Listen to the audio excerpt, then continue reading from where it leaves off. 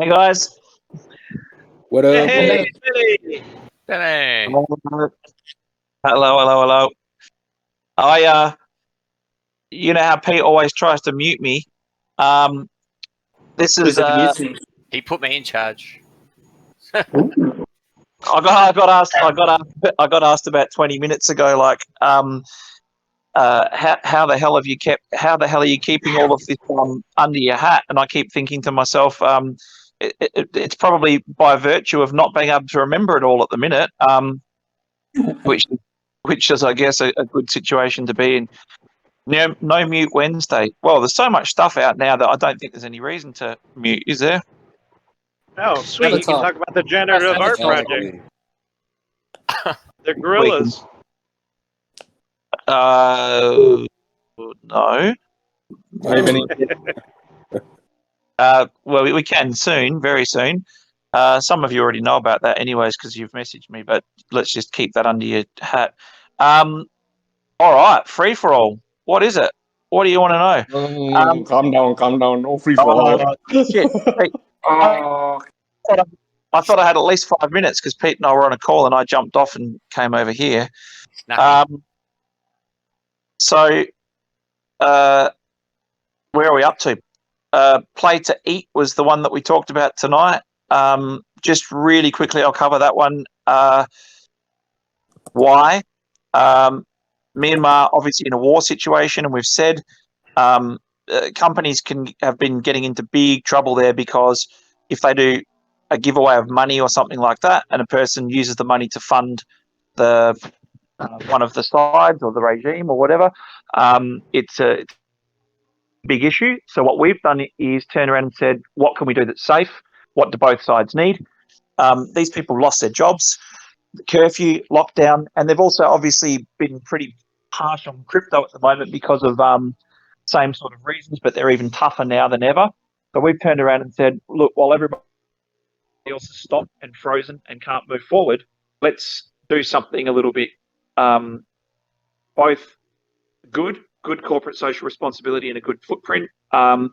Let's actually help people get food that need it. Let's partner with people. This will spread across the region. It's already looks like Philippines will have more companies that want to do it, but they have to get RFOX IDs.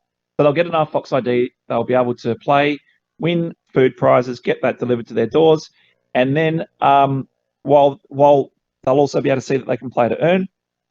But this is also people said, how are you going to make money out of that? How's my RFOX token going to go up? This is about doing the right thing, raising awareness, and also giving back. But this is going to get massive coverage as well because there's big companies getting involved.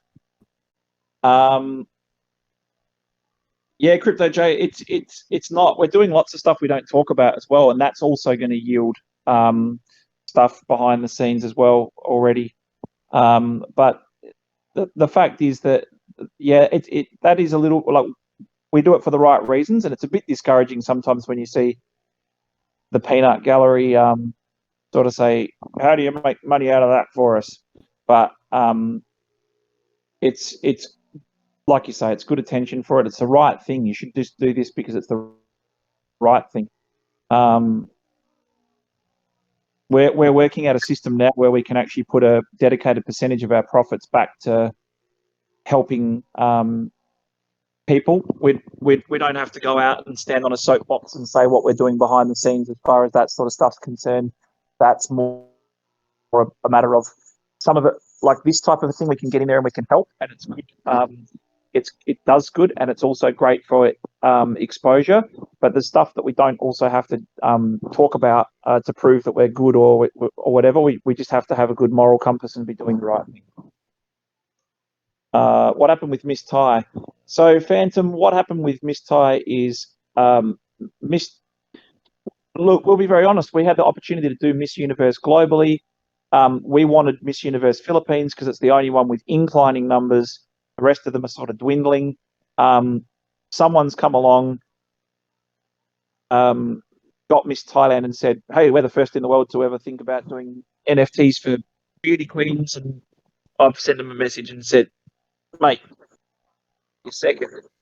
But we're doing something very different anyways. But that's cool. I have a plan to stay in farming LP until the end. What happens at the end if I don't like? If I don't, I just saw if I don't like RFOX VFOX, and I was like, what the hell? Ratio in case that shop sales go mental and VFOX goes to the moon and I lose last portion of VFOX. Can I keep LP until I like? So Pete can probably answer that more articulately in technical terms than I can, but effectively, when the farm's up, the farm's up. But what is the answer to that? As long as you're staying in the farm, you're basically holding LP tokens, which basically means you're susceptible to the swings. The ratio may swing. I think yesterday was 13 to 1. 13 RFOX to 1, 13 RFOX to 1 VFOX when I swapped. So yeah, so if you like RFOX right now, maybe time to swap. If you like VFOX, then yeah, it will swing. So it depends on what people are buying. If people are buying more RFOX and dumping the VFOX, then obviously you're going to get more VFOX. If people are doing the opposite, that ratio will change day to day, hour by hour, second by second. There's no way, it's up to you to decide what ratio you like. But Ziggy, you can keep your LP even after the farm is done. You can keep your LP forever there and keep the LP tokens. You just know that the LP tokens mean it's equivalent of RFOX and VFOX in terms of value. It's 50-50. Happy with the progress of the current bids on the shops. FMH, I'm actually shocked that we have as many as we do. I don't understand. You might say, well, then why do you have a 72-hour option? I didn't know how it would play out because I can only talk about what I would do, and we've talked about it internally as a team, but we also talk to people that we know are bidding and buying and all the rest of it, and I don't know any of those people that have actually bid yet. So I think a lot of people are waiting until the end, right? Rather those profits went to marketing. I don't know who it is. Look, the fact is, mate, that by helping people long term, that is marketing, right? Because you're doing the right thing and you're giving back. So if you would rather those profits go into marketing, I would set up a company and do it differently then, because we're going to make a positive difference, and that positive difference will yield longer term supporters and also people that are I can't even touch that. That's just anyway. So yes, you can hold your LP tokens. It's cool. Just wondering, but in the demo, it seems you can only walk. Once Vault is ready, can we jump, crouch, and fly? I'm not allowed to say anything about that, Pete. But let me just say, Apprentice, your answer will be the answer to that question will be answered very, very shortly. The answer to that question is yes, no, maybe. Not in that sequence. Well, yeah, that's what you made it. He said, "Can we run, jump, crouch, and fly? Yes, no, maybe, and not in that sequence." Yeah. Right. No. Yes. No. Maybe. Maybe. Not in that sequence. I think that all I'm going to say, because I'll get in trouble and I'll get muted, is I think what we're doing's pretty bloody cool, and I'd rather not talk about it. I'd rather show you. The money will appear in the closing run. Never show your hand too early. Yeah, but again, you could say, well, why do it 72 hours? Then why do it in an hour? But that's what these 10-minute extensions. That's something we've got to make really clear. We talked about it last night. Really got to make it clear that there is no 10-minute extension if you bid in the last 10 minutes. That's a really important thing. I was going to ask the same. Yeah. Kisses seems so popular and has a lot of retweets on Twitter. She will end up being our stock mascot. That the girls, the lady woman, Kisses is actually like a superstar in schools. I was telling the team today, she did a video a few years ago saying I'm too young to enter Miss Universe, but she's got a really strong following because she's a very wholesome person, and she's basically said that once she became of age, she would run for Miss Universe, and she's got some pretty big plans on trying to make the world a better place. And she has this massive following of like mums groups. But the girl is so popular, it's just ridiculous. There's another couple of really popular ones in the pageant that have that are creators and have massive social followings as well. So we've still got what? How many have we put out? 3. We've still got 27 to go. So we'll introduce you to them all. Any questions you've got on that, ask me, because I get a lot of DMs, and it's probably better if I just answer it here so that everybody's got the answer to it, because like it does my head in sometimes. We get stuff like you know, so you got the rights to the Miss Universe. Yep. 3 years. Yep. NFTs. Yep. And you worked out a way to get them to wear RFOX. Yep. And Miss RFOX. Yep. You know what you should do? What? Maybe you should get some of the girls to talk about RFOX. Like, Jesus. All right. We'll get onto it. We never thought about that. I don't think a lot of people know you're being sarcastic to say that on the Telegram. I think they...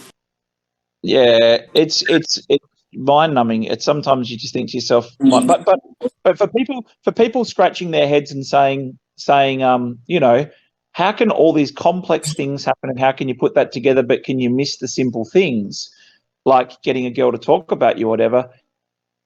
You need to understand, if we can get all of that other stuff to happen, then we've tried, or it's coming. One of the two.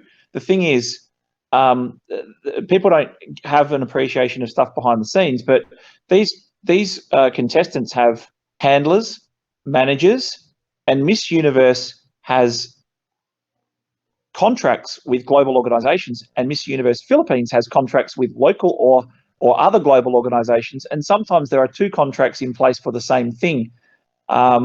We had a lot of trouble, but we ended up being very creative as always, and we got what we've got now. So I think we've done a pretty good job, because it's I think a lot of people that are on the inside probably don't know how we got that to happen, but it's through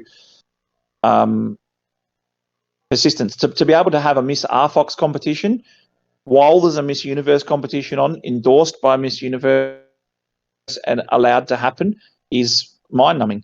But we got it done, and it's happening, so pretty happy with that. Hey, that's a good question, Phantom, or good point. What happens if 2 people put through a bid in the last 10 seconds, and Pete talked about that briefly? When was that, Pete? I don't even remember where we are, when we are. Yesterday. Oh, was it? I can't even remember where we are. It was DGen Tuesday. Okay. No 10-minute extension. That's correct. She's got 730,000 followers on Twitter, and she hasn't really posted anything. I think 3 things in the last year and a half or something ridiculous. Have a look at how many she's got on Instagram and stuff. It's crazy. So you need the astronaut cog to explore the universe. Yeah, there's lots of stuff that can be done, obviously. But I think what we'll do is save some of those questions until we get the old show you what we're doing with the avatars. Hey, Pete? Yeah. We'll just wait. I'm not going to spoil anything. I know I can't spoil it because but I want to anyway. Will there be weather in Calanova? I don't know. It's not. Someone had said before, you know, in the early concept designs, you had a dome over the top, and then on one of them and not on the other. So they speculated that it was going to be raining in one part all the time, and in the other no. Rain's shit, guys. Why would you want to build an awesome world and then have it pissed down with rain all the time? But as far as yeah, and I mean, I think people have already realised that because there's no tops on it, and clouds, that it is lower atmosphere. It's not deep space. So, but as far as whether we can add weather, I would say that you probably can. I don't know. It hasn't been discussed by us. So if it's something, I don't know, maybe some dude wants to buy an NFT umbrella and have a rain cloud follow him around everywhere.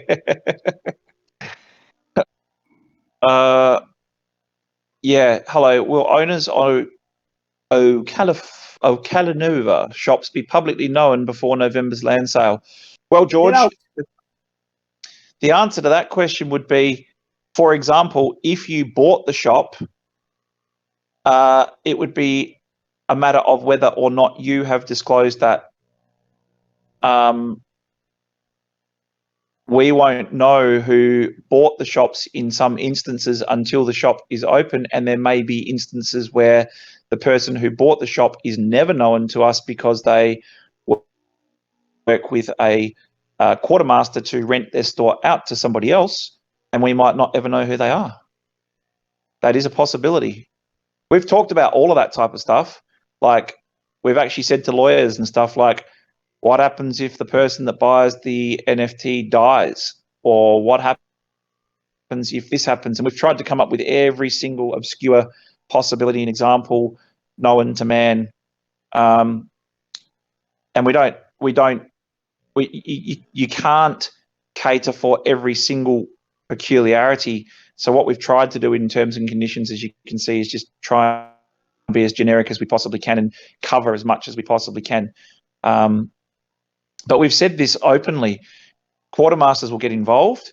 You guys will get in there and run shops, and then technology will evolve. People will integrate, and we want this to be much more of a collaborative, interoperable ecosystem.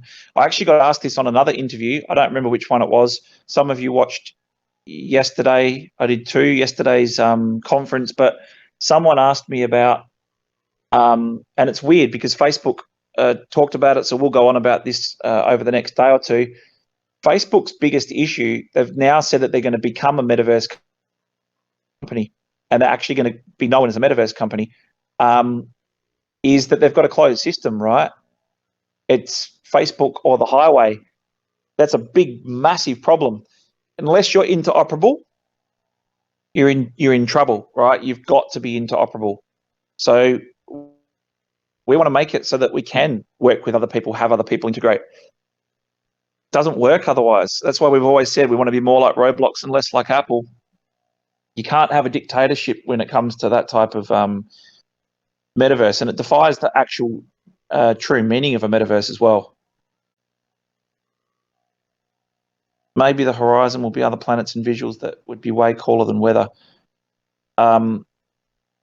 Actually, just on that, the people keep asking, and this has been asked since day one, when you do the local rollouts of Indonesia and Philippines and stuff, will they be interoperable?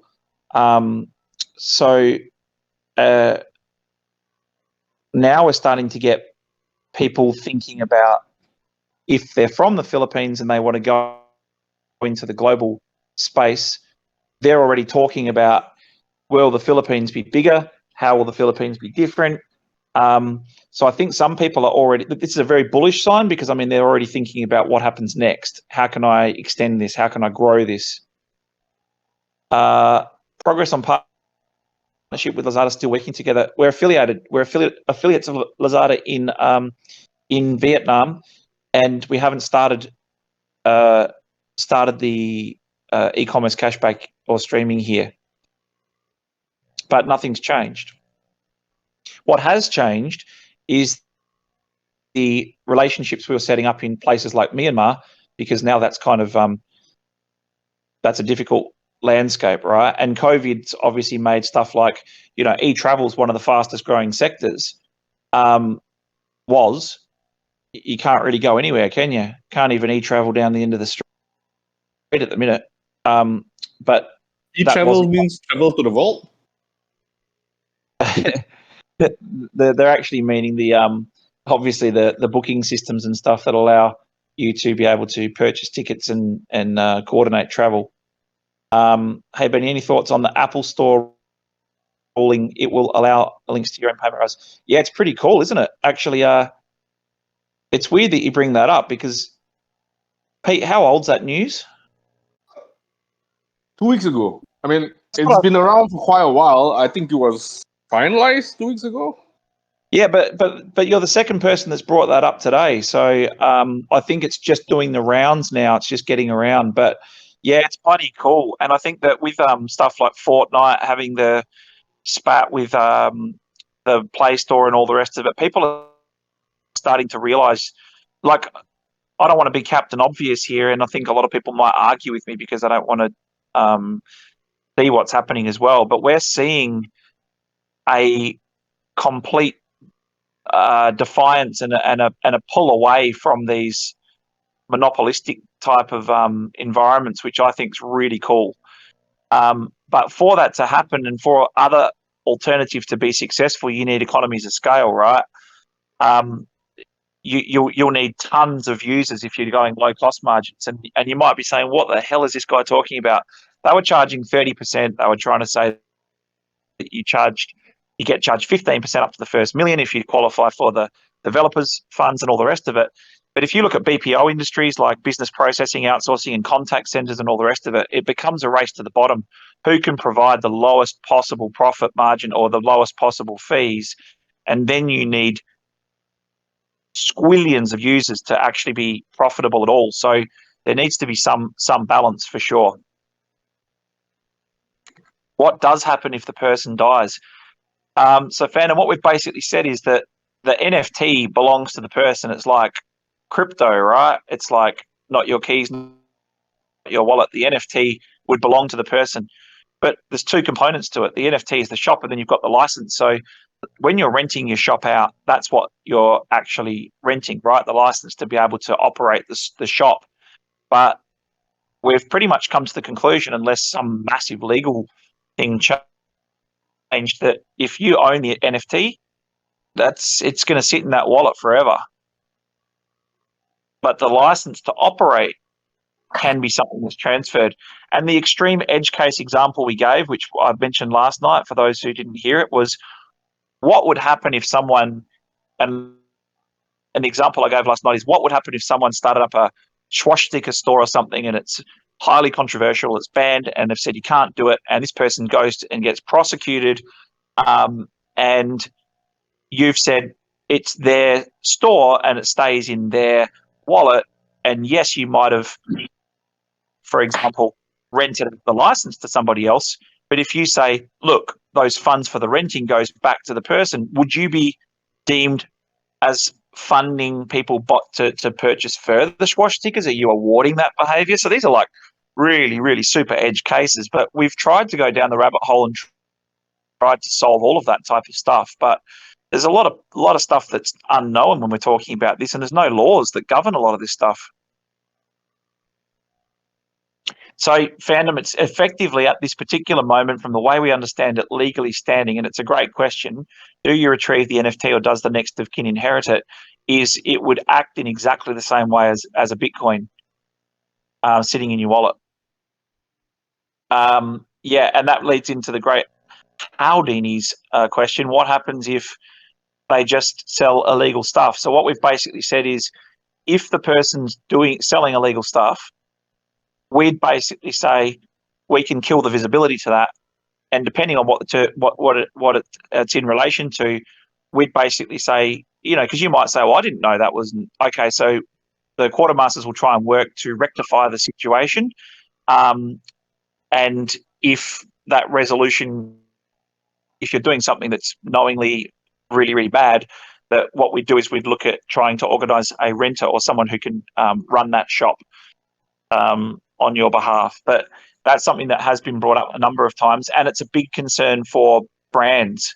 So you imagine if Reebok or someone wants to come in and then says, hi, and then next door you start up a shop that sells, inappropriate or contraband materials, or you start up a Silk Road NFT shop or something like that. It's not a good look for all of the businesses in there as well. So as we've stated in the terms and conditions, we have to have the ability to be able to say, we have to cut that visibility off. You're doing something that's illegal. And then we would move to try and work out how to get a renter into that shop that doesn't do that. And sometimes, I got asked yesterday, how come you don't know the answer to that? I'll tell you what, there is no one that has the answer to all of the questions that are being asked. We don't know, and we don't profess that we know. We don't pretend like we understand everything. There's a lot of stuff that's going to need to get sorted out. Looks like most of the interest for the shops in the vault might come from existing RFOX holders. Are you guys expecting some growth in wallet numbers and even more interest in the next quarter's production? My guess is yes as well. Yes, so what's happening, last episode, I'd love to be able to say it's all land sale related and all the rest of it. So two things we've talked about. There was the hack on Liquid, and there was a 44.4 million RFOX that went out into the market and got gobbled up. Some of those wallets were brand new. Some accumulated a lot. We're looking at wallet movement right now on chain for people that are moving money off of exchanges into wallets, and that definitely is increasing. So we're looking at over certain amounts, and that gives us an indication of who's likely just sitting there waiting to be able to put in a bid. But today, from the Miss Universe tweets that went out and got tons of engagement, we're getting asked by people that we know in the Philippines and stuff. People are asking me how to buy RFOX, and it's really hard. So I've got pesos. I want to buy RFOX. How do I get it? And these are things we're working rapidly to try and solve. And as we've stated, we went out and said, looking at Gcash and all the rest of it, and we're looking at these on-ramps and off-ramps, which are very, very important. But we have to make it easier for people coming in, and that has to happen quickly. And it's not just something that we've just worked out, but what we have identified is that we really need to make some more fresh, new, right now, specific video material content that basically says, I've got pesos, how do I get RFOX and stuff like that. So that's something we have to work on for the future sales. As far as people for the RFOX now, we're getting people right now and today coming to us saying, how else can we do it? How else can we buy the shop? Because it'll push the price up and all the rest of it. And we're saying you have to go through the conventional method. And people are saying, can't I just give you Bitcoin or Ethereum or something? Those are the questions that are being asked. And the answer very simply is you need RFOX. It's that simple. Will RedFOX have staff allocated to monitor the Vault Metaverse 24 hours to ensure inappropriate content is removed or suspended? That's what the quartermasters are for, mate. Yeah, for sure, 100%. It's a mandatory thing for sure and certain. There will be eagle eyes all the time. Well, you want all the NFT price tags in the shops to be denominated in RFOX. So, Face, that's a very good question, and we have kind of covered that a few times, but it is a question that will keep coming up, and we need to make sure that that we do address that. The thing is, we've basically stated that we want it to be as that the person, we take whatever's in your pocket, and the store might have a preference to receive Great British Pounds or Bitcoin or whatever that might be, and we want that to be a seamless experience coursing through RFOX, taking the 2% along the way as well. So yes, now you might say, why don't you just enforce it? Because you're doing the sale in RFOX. Why don't you just enforce it? Because when the worlds roll out and you can eventually buy virtual in real life stuff, like I want to buy a pair of sneakers and have them delivered to my house, if that was transpiring in Vietnam, as we've stated, or many countries, but I'm just using Vietnam as the example, it is illegal for you to use something that replaces the dong. So we've got to be very mindful of the fact that we have to be open to that, and we've been very clear also that we don't want to be the payment rail provider. We don't want to be the person or the company that collects all the money, takes it, and then redistributes it. We want to do a transaction fee that we take as a function of the transaction, and it's important that that's differentiated, because that changes. I don't want to bore people with legal stuff because a lot of people are not interested in that stuff, but ultimately there's a very big difference between being a person who takes money and reappropriates it than a person who takes a fee for providing the matchmaking service between the shops and the customers. So for those of you who don't understand that, it opens up KYC, AML implications.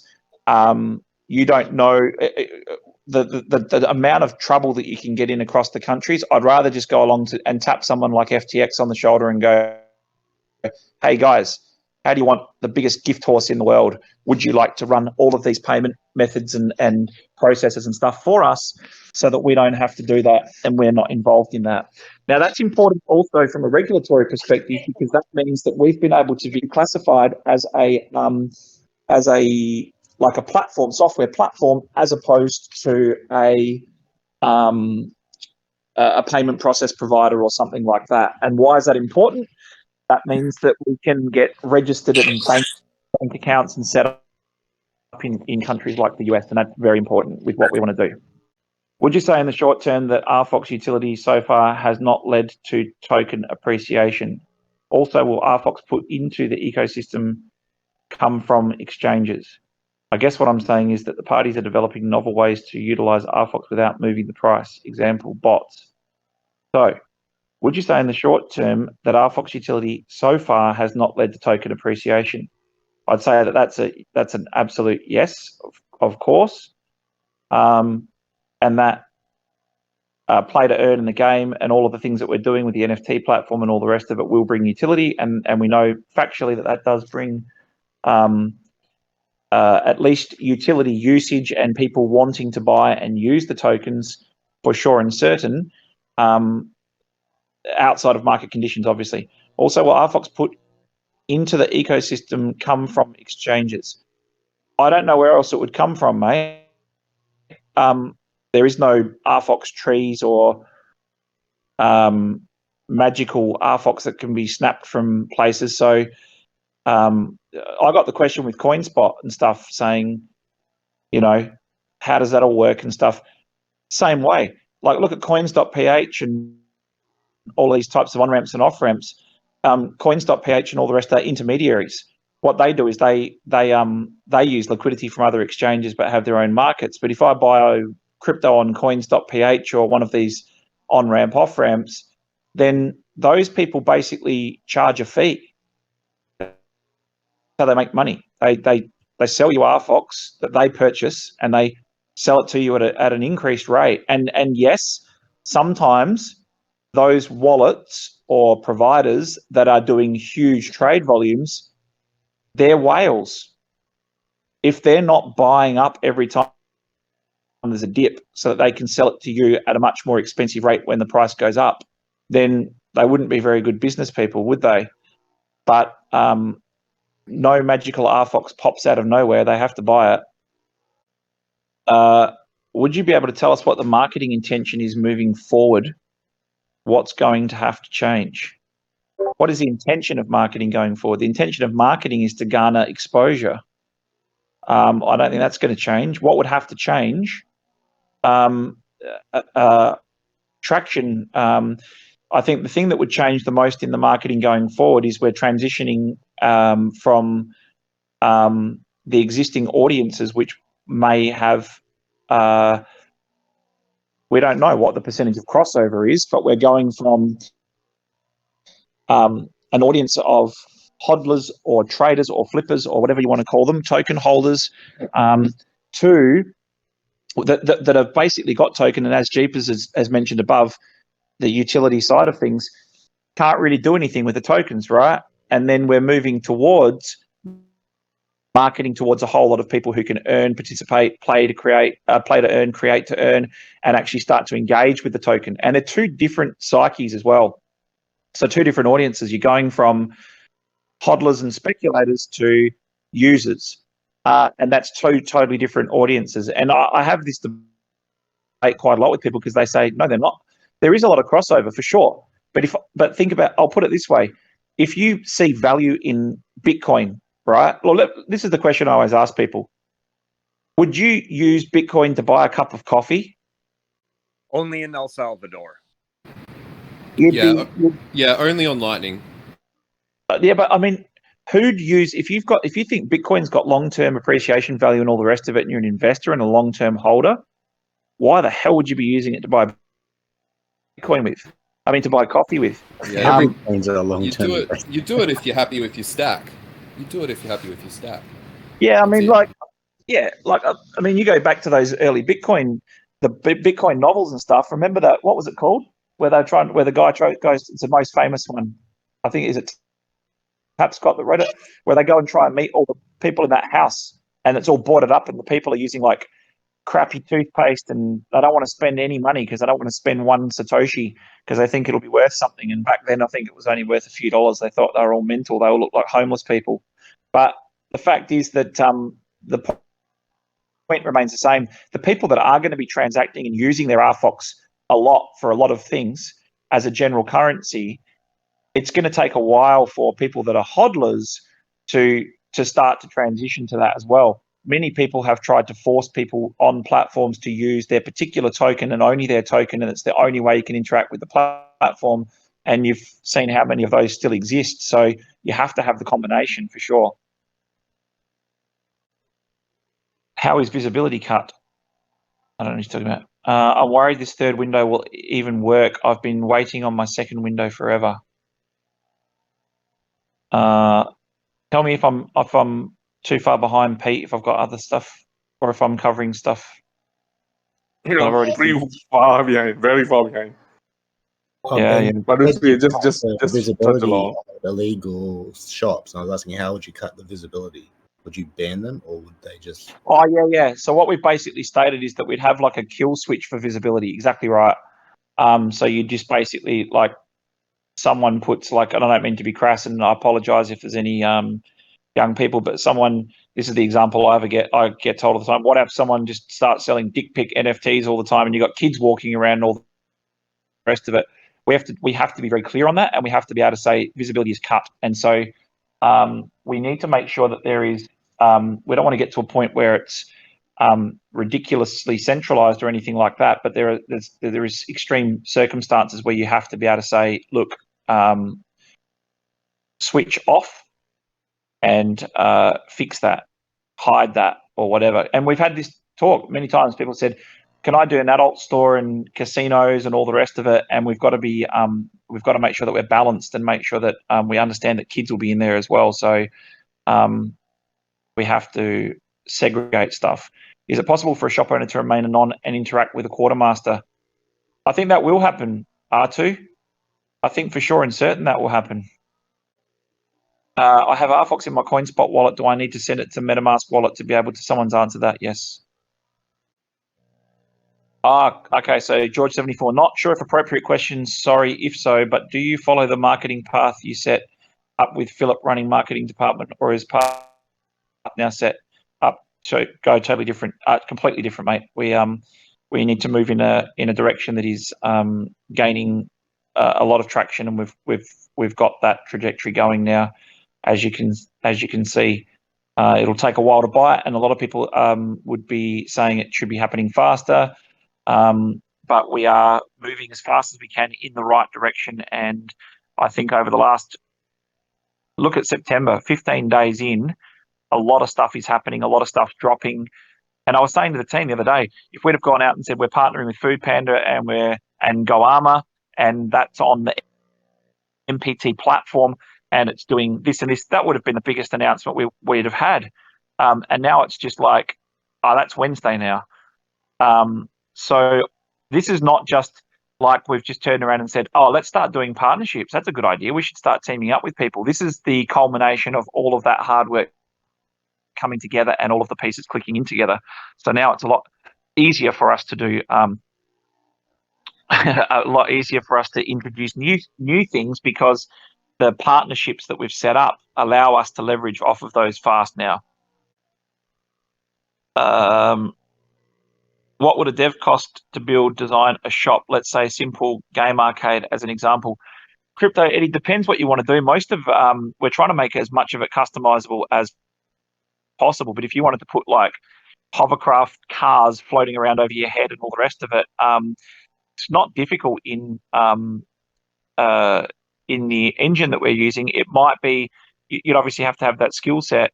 But what we wanted to do, and what we do want to do, is offer a number of options for you to be able to, either bring in your own people or to recommend you to people that can help you that are familiar with the system. That sucks. If Benny knows all land will sell, then the price will be very high. So, Phantom, I'll qualify that statement so that it doesn't sound dubious in any way, shape, or form. What I mean by that is we know groups of people and we know what they're prepared to pay, and we also know that they have stated that if there were shops that were underneath a certain level, that they would buy them all. So I hope that makes sense or quantifies what I was saying.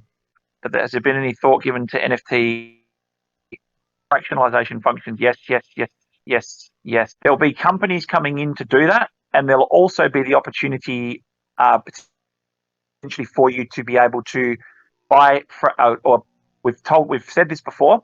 The shops are the first part of the sale. There will be some form of fractionalization of other assets in the metaverse, i.e., stadiums and all the rest of it. If, for example, RFOX get 10% of any stadium, for example, any stadium function, show, whatever, we have stated before that we are looking at the fractionalization of a percentage of ownership in venues and other assets as well.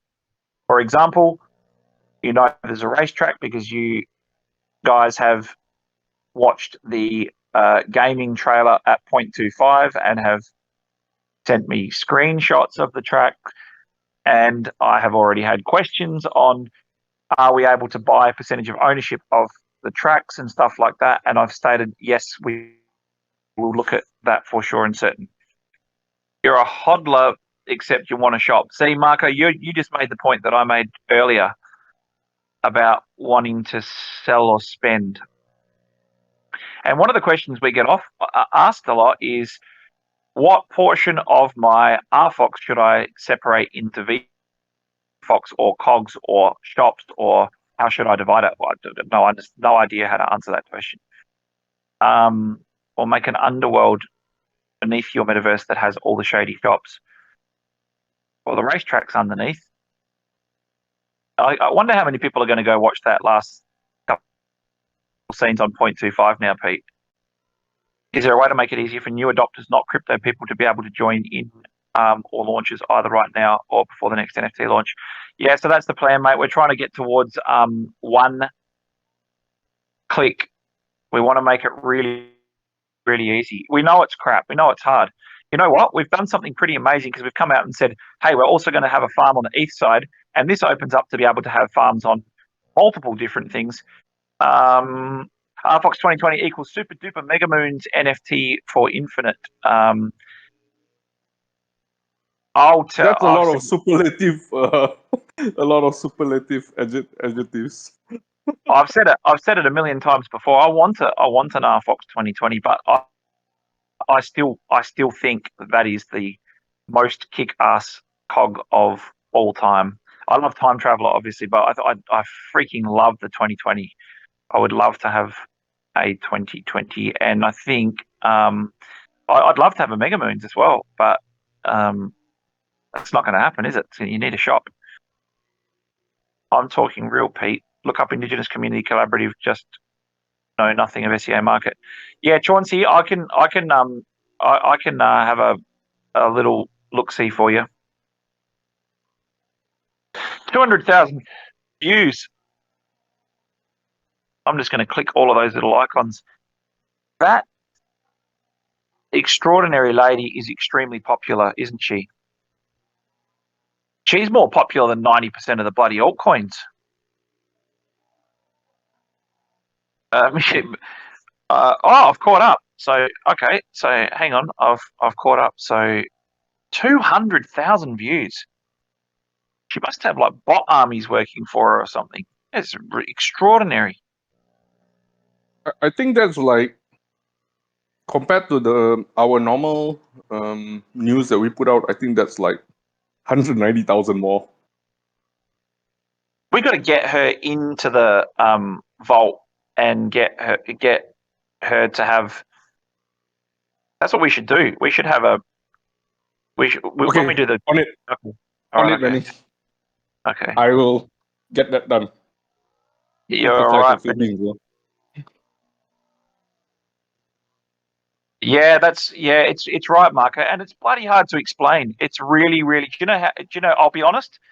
It's embarrassing, and I know that I've been a little bit snarky and a bit sarcastic in Telegram and stuff like that, but people ask some stupid freaking questions that you think to yourself, like, do you think we're retarded?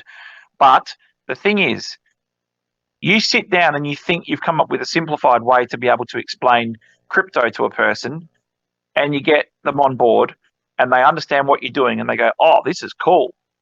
And then you've got to say, no, you got the wrong RFOX, or it's on the different. I mean, Jesus, could we possibly, as an industry, make this any harder than it already is? It's like we're deliberately trying to make this impossible. And to be honest, I don't have any issue when I have friends or relatives say, this is set up for the select few that want to do tons of work and put in tons of time because it's just too hard for the ordinary person to get into. It is. It's an absolute crock of crap. It's a joke. And when people say to us, why don't you make it easier because then more people can get in? Like, I don't know what people think we do the whole day, but that's what we're trying to do. And it's not easy because it doesn't exist. And then every now and then someone says it does exist over there. Someone's just created it. And then you go back onto their Twitter page the next day and it's either disappeared or been drained for like all of its money. And yes, I write grants for them and going to see if they want to partner with me. Oh, okay. All right. Chauncey, I'll do a bit of research for you. Will we be able to specify the wallet that our VFOX rewards are dropped into when the whole thing goes live, or is it going to be claimed into the wallet that holds the VFOX? So, Urban Gecko, I think we're pretty clear on what we want to do with it. Pete, should I probably not talk about that?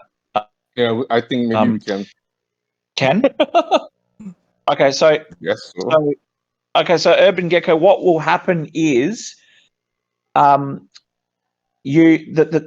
reason the VFOX needed to be all out is because you have to do a function of work, right, to be able to get to not be a security.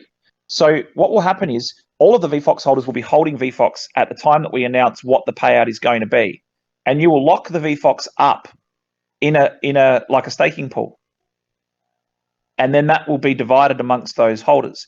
Now, if that goes for a certain period of time, let's say, for example, it goes for 2 weeks, the payout, or 3 weeks, and you know where we're going with this, and you say, I want to take my VFOX out and I want to sell it, then you wouldn't fully receive you wouldn't have finished receiving, right? So the idea of it is that there is a piece of work involved, and you might say, well, why can't I just get it dumped into my wallet? The fact is that it triggers tax events. We've been through this. You need to understand what a rewards token is, and you need to make the conscious decision whether or not you want to go in and take that. Now, if you don't, for whatever reason, then say that there was 2 of us, me and you, and we own 50% each, that I'm going to get 100% of the rewards, aren't I? So we'll make that really clear, but that's extremely important that you understand that.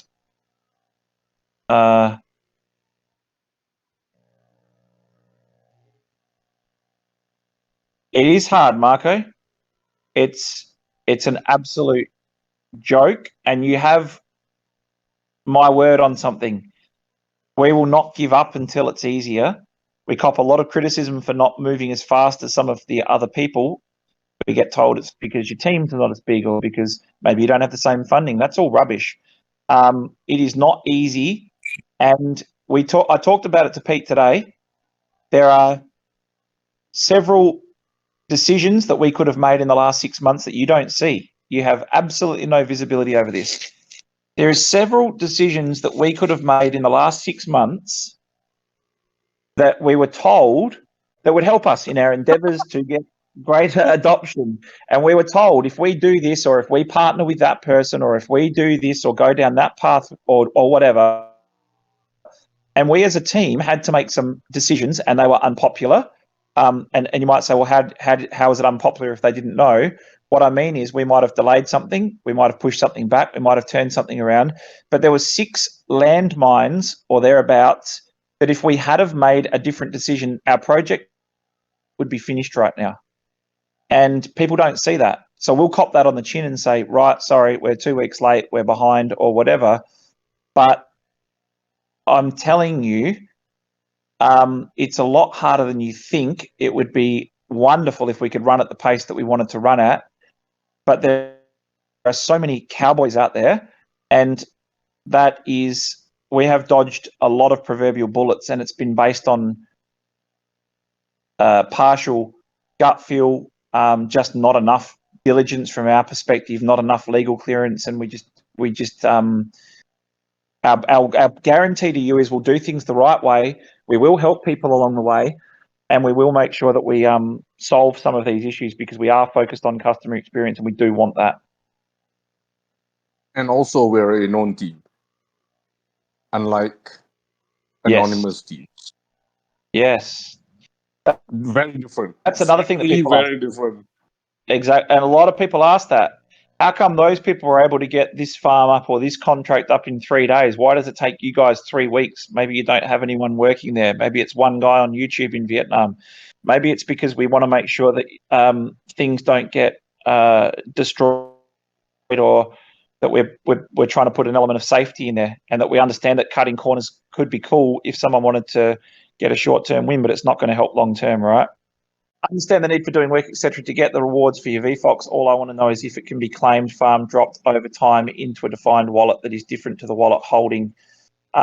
Basically, it'll be the wallet that you commit to that work with. So you could switch it to a different wallet before you enter or exit the work that you do, but you can't put it in and then nominate a different wallet for it to go to. Not at this stage. Whether we develop that or whether we are allowed to legally develop that, I don't know. And that's another thing that we have to make very clear to you guys as well. Sometimes that one is very iffy because that whole it is the legality part of it. Like maybe somebody wants to put in the wallet or RFOX and then pay your mistress or something like that. In case like you want to do that, I think that's some legal things around it. Yeah. Or to avoid tax events. Very tricky. So so a lot of the stuff we want to do, Urban Gecko, we can't. Or some of the time we've got a great idea and it just can't be done. And sometimes we have obvious things that we want to do that can't be done. And the problem is when you say I can't do that, we can't do it. People say, why are 80 other projects doing it? And then you look back in 6 months' time and none of those 80 exist anymore. If liquidity is pulled from the pool in the event holders want to lock VFOX into a pool to claim rewards, the market impact could be interesting. Yeah, I think there'll be tons of game theory. Tons. We know people ask some obvious questions, but I believe it's more of an understanding barrier. Example, rights to Miss Universe Philippines, automatically the normal person will think this means the models, but in reality there is more. No, look, mate, that's not an obvious question. That's a fair enough question. 100% fair. The point that I was trying to make, and I know it might sound like I'm whinging a bit about it. I mean, for example, if we can help Reebok get to market, for example, with their NFT collection, we can do all of that type of stuff, work with them, get pictures, get it put out, organize contracts, make sure all of this stuff. And then someone says, why don't you talk to Reebok about tweeting about that or something? You think to yourself, like, do you think we would have gone through all of that stuff, done all of that, and then forgotten to ask them to tweet or whatever? Like that's the part that gripes me, because it's insinuating for our team that reads those messages that people are writing. It's basically like saying, are the people that work there like stupid? Like, put me in control, I'll fix it. And I'm trying to get into a habit of saying to those people, then come on, come in, you're welcome. Come across, sit in a room for half a day with all the people that you think are stupid, and very happy for you to show them why they're stupid. But and that does, I don't mean that to sound spiteful. I mean, I'm just trying to look after my team. But that question is a very good question. What does rights to Miss Universe mean? That's a very, very bloody valid question, and it's a good question. And even our own team asked that. The rights to the Miss Universe are for photographic, video, and broadcasting or rebroadcasting rights for the Miss Universe competition. It does not give us right to the girls, doesn't give us access to the girls, doesn't give us the right to ask them to tweet about us, to represent our company, to make videos for us. Nothing to do with that. So it's a very valid question, mate. So a valid follow-on question to that would be, well, how come they're standing in RFOX gear on your Twitter account blowing kisses to you? And there I'll go back to saying that's our team doing a freaking wonderful job of pulling off miracles. Benny, I'm 100% behind what you're doing, and I absolutely know you are breaking amazing ground. I cop a lot of slack from other posters on various finance forums. You cop a lot of criticism from them for asking questions or not understanding, or re RFOX. Not sure what you mean by that one, but yeah. You guys own that DGen 8 with the RedFOX Labs bandana in the video. Okay, eMassive, I will explain that very soon to you. That's the one question, mate, that I am so surprised that people aren't asking. It was like no one saw anything. It's really weird. Will the Miss Universe NFTs allow an advantage for future NFT drops on the platform since it's like the first NFT, or is that the role of Cox? So that's another great question, mate. The thing is, we've got the rights for 3 years, and we're allowed to do basically the pageants and all things related to the pageant during that time period. And technically, we're also allowed to request for past stuff as well. So we've had they did a documentary on Reba's Road to the Miss Universe, and they wanted to do an NFT drop on that, and we just didn't think there was one girl's journey. But I think we haven't even touched the surface of what can be done with it, and we just need to give it a bit more thought, see how this goes. I think the ETH giveaway for the Mythic is a really cool concept, and it'll be interesting to see how that plays out. But and being very honest, hand on heart, we haven't scoped out exactly what the next couple of years will look like, because we don't know what NFTs for a beauty pageant will look like in 2 years. But we've got really cool opportunities with billboards and metaverses and games and stuff like that. So the possibilities are endless. I'll just want to clarify, Miss Universe NFTs are not the first NFTs on our NFT platform. They will be the second. The first is actually the Vault, RFOX Vault.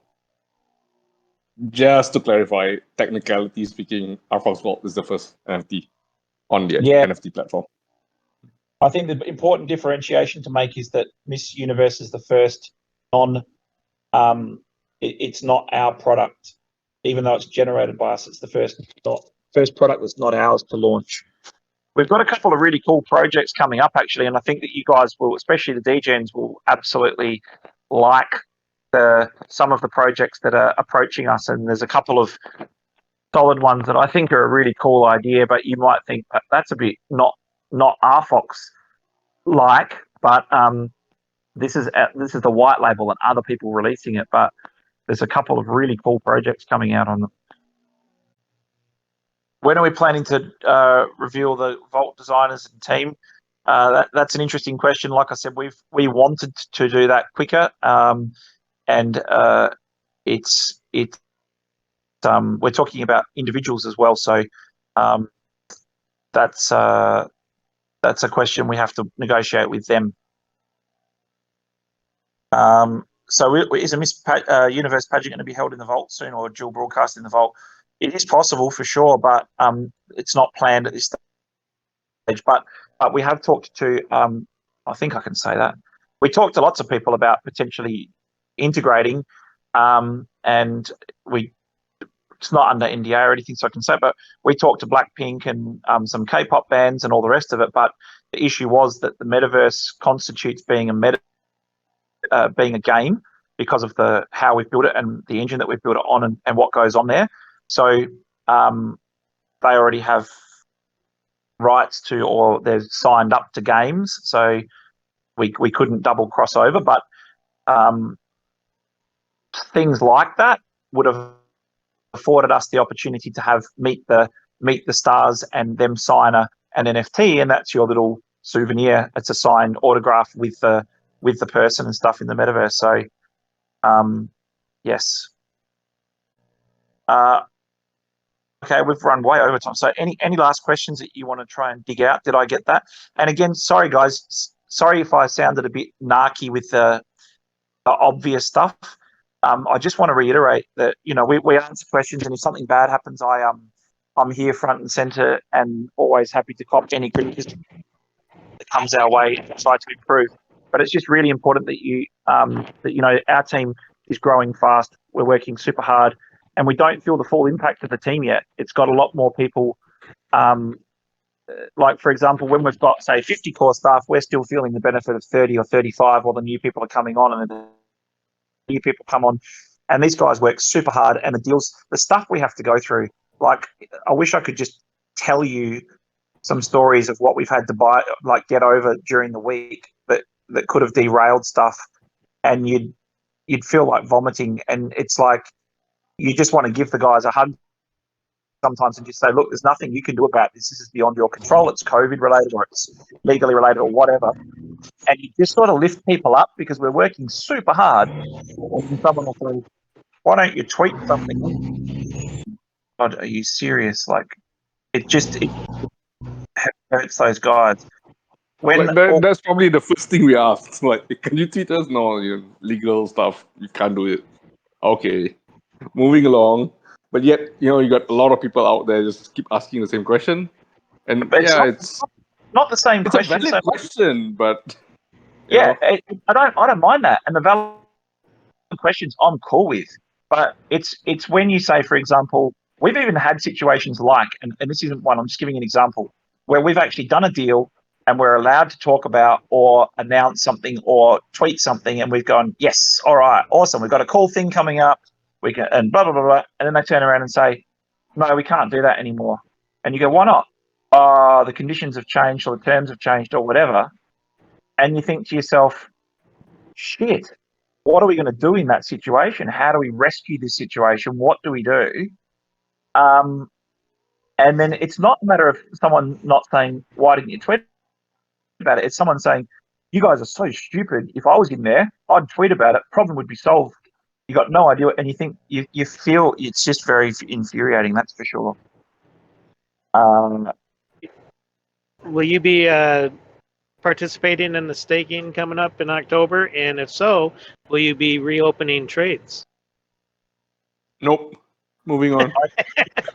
I actually, to be honest, I put in my tubes for the first or second staking window, but I just ended up obviously just taking them out. I didn't claim anything. I just wanted to make sure that it worked, and I left. Benny, you're still in the list, Benny. You're the one wallet that doesn't want to claim, so it's still there.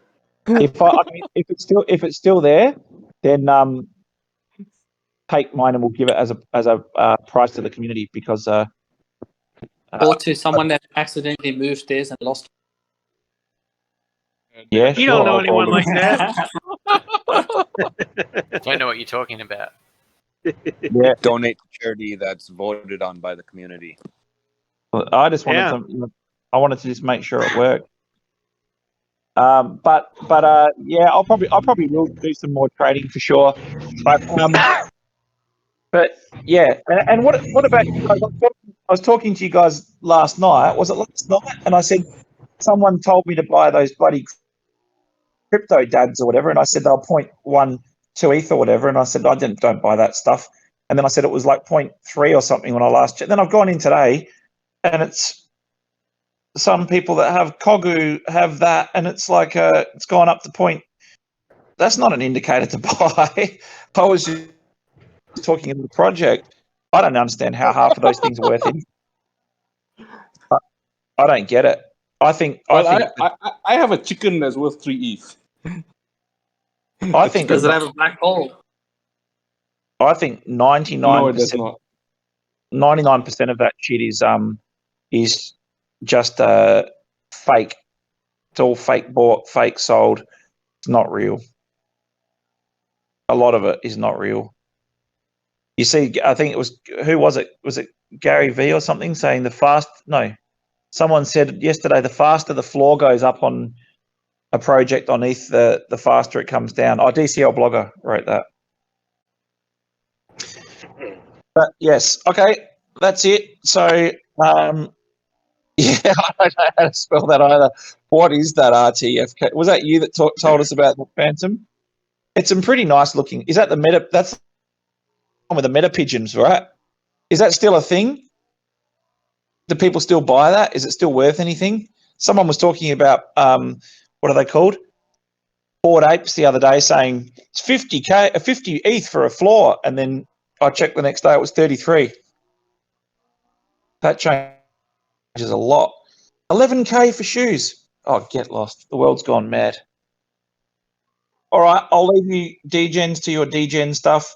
Thanks very much. Hope it was some help, and I mean, at least we can show you some stuff now. Just give us a week for the for avatars and the apes and so much more stuff. It's ridiculous. Have a great night, guys. Speak to you very shortly. Trade safe. Peace.